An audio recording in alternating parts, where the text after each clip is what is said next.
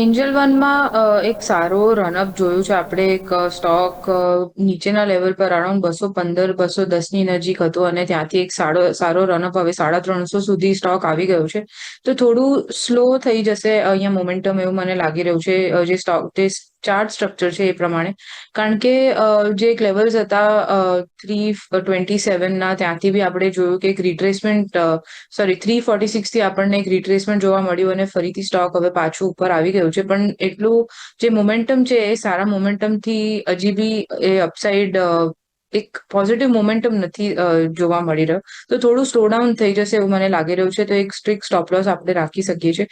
જો જે લેવલ છે અરાઉન્ડ 345 ના, જે સસ્ટેન કરે છે ક્લોઝિંગ બેઝિસ પર, જ્યાર સુધી એ સસ્ટેન કરે છે ત્યાર સુધી એક પોઝિટિવ ડિરેક્શન જોવા મળી શકે છે. અને ઉપરના લેવલ્સ અરાઉન્ડ 390 ના મને લાગે છે કે સ્ટોકમાં આવી શકે છે. બટ ખાસ 345 નો લેવલ છે જે ખાસ ધ્યાનમાં રાખવો જોઈએ અને સ્ટોપ લોસ રાખીને હોલ્ડ કરી શકે છે. જો તો 345 નો લેવલ જે છે અત્યારે મેજરલી જોવા જતો ઇમ્પોર્ટન્ટ લેવલ અત્યારે બની રહ્યો છે. મેં કહ્યું એ પ્રમાણે એ લેવલ પર અગર સ્ટોક સસ્ટેન કરે છે તો પછી 390 સુધીના લેવલ પણ સ્ટોકમાં જોવા મળી શકે છે. તો ઓવરઓલ જોવા તો એન્જલ વનમાં અત્યારે ગ્રોથ જોવા મળી શકે છે, પણ સ્લો ડાઉન થોડો ગ્રોથ જોવા મળી શકે છે. પોઝિટિવ તો લોંગ ટર્મ માટે છે, બટ અત્યારે શોર્ટ ટર્મ માટે થોડું વેટ કરવું જોઈએ સ્ટોક માટે. તો સ્ટોપ લોસ મેં કહ્યું પ્રમાણે મેન્ટેન કરીને રાખી શકો છો.